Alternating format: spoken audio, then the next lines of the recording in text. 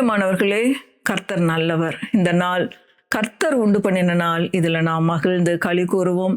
ஆண்டவராகிய இயேசு கிறிஸ்துவின் நாமத்தினால இந்த விசுவாச போதனைகளை கேட்கும்படியாக நான் உங்கள் ஒவ்வொருத்தரையும் வாழ்த்தி ஆசீர்வதிக்கிறேன். இந்த நாள்லையும் நீங்கள் கோடா கோடியாய் பெருகுவீர்கள். உங்களுடைய எல்லா அடிமைத்தனத்திலிருந்தும் நீங்கள் விடுதலை ஆவீங்க. கர்த்தர் உங்கள் ஒவ்வொருவருடைய கூக்குரலையும் கேட்டிருக்கிறார். நீங்கள் படுகிற வேதனைகளை அறிந்திருக்கிறார்.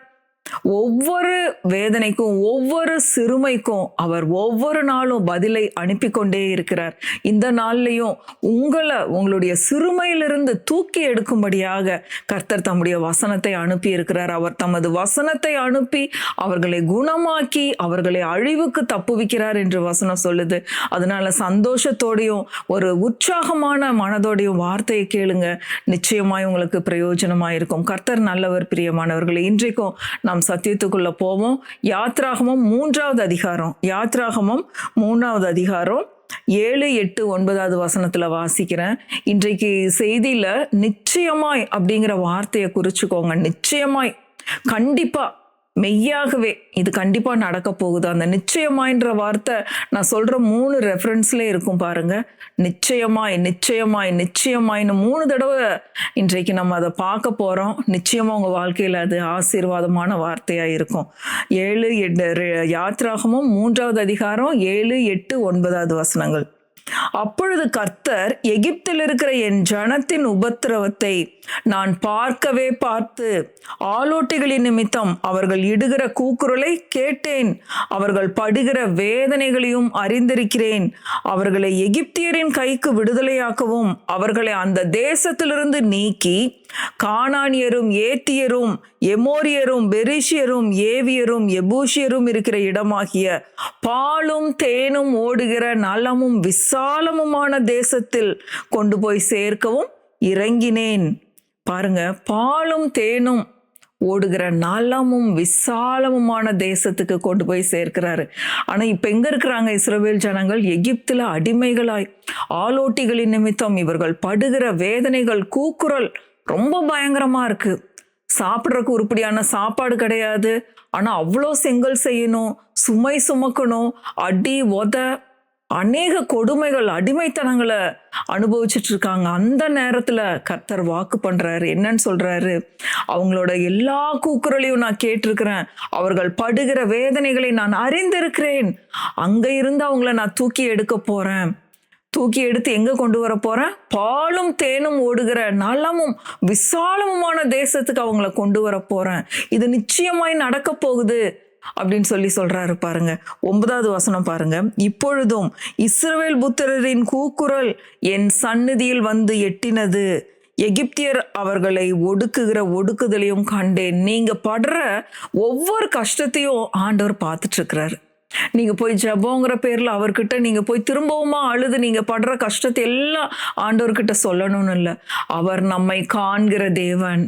அவர் நம்மளுடைய ஜெபங்களை கேட்கிற தேவன். அவர் செவி கொடுக்கிற தேவன். ஜெபத்தை கேட்கிற தேவன். அவர் ஜீவன் உள்ளவர். நான் உன்னை விட்டு விலகிறதும் இல்லை, உன்னை கைவிடுவதும் இல்லைன்னு சொல்லியிருக்காரு. ஆண்டவரே, நான் படுற கஷ்டம் உங்களுக்கு தெரியாதா? எங்க வேதனை உங்களுக்கு தெரியாதா? அந்த மாதிரி பேசாதீங்க.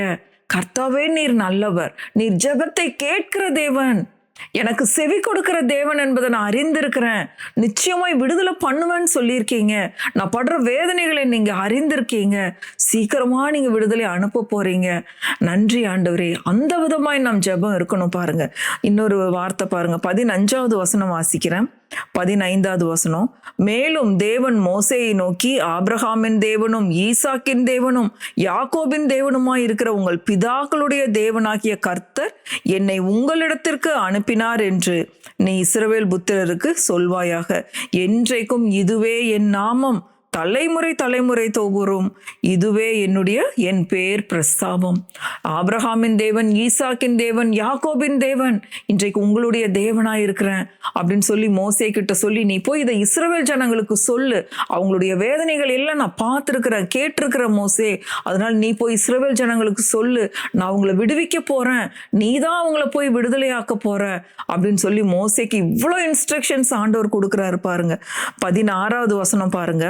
நீ போய் இஸ்ரவேலின் மூப்பரை கூட்டி அவர்களிடத்தில், ஆபிரகாம், ஈசாக்கு, யாக்கோபு என்பவர்களுடைய தேவனாய் இருக்கிற உங்கள் பிதாக்களுடைய தேவனாகிய கர்த்தர் எனக்கு தரிசனமாகி உங்களை நிச்சயமாய் சந்தித்து, வாயை திறந்து சொல்லுவன், நிச்சயமாய் சந்தித்து, உங்களுடைய சூழ்நிலைகளிலிருந்து அவர் நிச்சயமாய் சந்தித்து உங்களை மீட்டெடுக்கிற தேவன், நிச்சயமாய் ஜெபத்தை கேட்கிற தேவன்.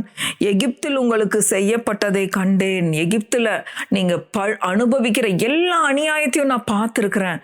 நிச்சயமாய் உங்களை அந்த இடத்துல இருந்து நான் தூக்கி எடுக்க போறேன். இன்னும் 17வது வசனத்துல பார்த்தா, எகிப்தின் சிறுமையிலிருந்து நீக்கி, உங்க குடும்பத்துல நீங்க வேலை செய்யற இடத்துல எந்தெந்த இடத்துல நீங்க சிறுமையில இருக்கீங்க, அந்த சிறுமையில இருந்தெல்லாம் உங்களை தூக்கி எடுக்கிற தேவன். அவர் மீட்பர், அவர் ஜீவன் உள்ளவர், அவர் பரிதபிக்கிற தேவன், இரக்கம் காட்டுகிற தேவன், அவர் அன்பான தகப்பன். பிரியமானவர்களே, பாருங்க, நான் உங்களை எகிப்தின் 17வது வசனம், நான் உங்களை எகிப்தின் சிறுமையிலிருந்து நீக்கி பாலும் தேனும் ஓடுகிற தேசமாகிய கானானியர், ஏத்தியர், இந்த மாதிரி இவங்க எல்லாம் இருக்கிற இடத்துல இருந்து நான் உங்களை எபூசியர் தேசத்துக்கு கொண்டு போவேன் என்றும் சொன்னேன் என்றார் என்று சொல்லு. உங்களுடைய எல்லா சிறுமையிலிருந்து உங்களை நீக்கி நான் விடுதலையாக்க போறேன். முக்கியமான வார்த்தைகளை மட்டும் அண்டர்லைன் பண்ணிக்கோங்க. நிச்சயமாய், நிச்சயமாய் உங்களுடைய சிறுமையிலிருந்து நீக்கி, உங்களுடைய உபத்திரவத்தை நான் கண்டிருக்கிறேன், கூக்குரலை கேட்டிருக்கிறேன், பெருமூச்சை கேட்டிருக்கிறேன், உங்களை விடுதலையாக்கும்படி நான் இறங்கினேன். பரலோகத்திலிருந்து, பரலோகத்தின் மகிமையை விட்டு இந்த பூலோகத்திற்கு வந்து நம்மளை விடுதலையாக்கும்படியாக வந்த மீட்பர். பிரியமானவர்களே, இன்றைக்கு வந்து அவர் சும்மா இல்லை, உங்களுக்கும் எனக்கும் அவர் விடுதலையை கொடுத்திருக்கிறார். பாவத்திலிருந்து விடுதலை, அடிமைத்தனங்களிலிருந்து விடுதலை, ரட்சிப்பு உண்டாக்கும்படியாக வந்த ரட்சகர். பாருங்க, இன்றைக்கு உங்களுடைய குடும்ப சூழ்நிலைகளை குறித்து வேதனைப்பட்டு கூக்குரலை அனுபவித்து கூக்குரல் இடுறீங்களா? இன்றைக்கு உங்களை உங்களுடைய சிறுமையிலிருந்து அவர் தூக்கி எடுக்கிறதுக்காக தான் இன்றைக்கு இந்த வார்த்தைகளை அனுப்பி இருக்கிறார். பாருங்க, எவ்வளோ நல்ல தேவன்னு பாருங்க. நிச்சயமாய், நிச்சயமாய், நிச்சயமாய்.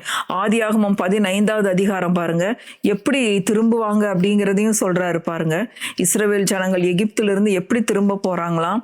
ஆதியாகமம் 15வது அதிகாரம் 13வது வசனம் பாருங்க. ஆதியாகமம் 15:13. அப்பொழுது அவர் ஆபிரகாமை நோக்கி, உன் சந்ததியார் தங்களுடையதல்லாத அந்நிய தேசத்திலே பரதேசிகளாயிருந்து அத்தேசத்தாரை சேவிப்பார்கள் என்றும் அவர்களால் 400 வருஷம் உபத்திரவப்படுவார்கள் என்றும் நீ நிச்சயமாய் அறிய கடவாய். 400 வருஷம் அவங்க அடிமைத்தனத்தில் இருப்பாங்க. ஆனா அதுக்கப்புறம் எப்படி கொண்டு வருவாராம்? 14வது வசனம் பாருங்க, மிகுந்த பொருட்களுடனே புறப்பட்டு வருவார்கள். நீங்க உங்களுடைய அடிமைத்தனங்கள்ல இருந்து வெறுமையா வரமாட்டீங்க, மிகுந்த பொருட்களோடு. நிச்சயமா இது நடக்க போகுது. நிச்சயமாய் நீங்க அங்கிருந்து வரப்போறீங்க. இன்னும் கடைசியா இன்னொரு வார்த்தையை வாசித்து முடிப்போம். ஆதியாகமம் 50வது அதிகாரம், ஆதியாகமம் 50, 24, 25 பாருங்க. யோசேப்பு தன் சகோதரரை நோக்கி, நான் மரணமடைய போகிறேன், ஆனாலும் தேவன் உங்களை நிச்சயமாய் சந்தித்து, இந்த வார்த்தையை தான் நான் சொன்னேன். இன்னைக்கு 3 இடத்துல கோட் பண்ண போறோம். நிச்சயமாய் சந்தித்து, நிச்சயமாய் அவர் உங்களை உங்க கஷ்டங்கள்லிருந்து, சிறுமையிலிருந்து சந்திக்க போகிறார். தேவன் உங்களை நிச்சயமாய் சந்தித்து நீங்கள் இந்த தேசத்தை விட்டு தாம் ஆபிரகாம், ஈசாக்கு, யாக்கோபுக்கு ஆணையிட்டு கொடுத்திருக்கிற தேசத்துக்கு போக பண்ணுவார் அப்படின்னு யோசேப்பு சொல்றான். அப்படி போகும்போது என்னோட எலும்புகளை எகிப்துல விட்டுட்டு போகாதீங்க, நீங்க எடுத்துட்டு போயிருங்கன்னு. பிரியமானவர்கள், இன்றைக்கு இந்த ஒரு வார்த்தையை மறக்காதீங்க. ஃபர்ஸ்ட் ரொம்ப முக்கியமான வார்த்தை, ஆபிரகாமின் தேவன், ஈசாக்கின் தேவன், யாக்கோபின் தேவன். இன்னைக்கு நாள் முழுவதும் இதை சொல்லுங்க. ஆபிரகாமின் தேவன், ஈசாக்கின் தேவன், யாக்கோபின் தேவன். இன்றைக்கு நீர் என்னுடைய தேவனாய் இருக்கிறீர். 2வது வார்த்தை, நிச்சயமாய் என்னுடைய சூழ்நிலைகள்ல இருந்து என்னை விடுதலையாக்க போறீங்க, எனக்கு ரட்சிப்பை கொடுக்க போறீங்க.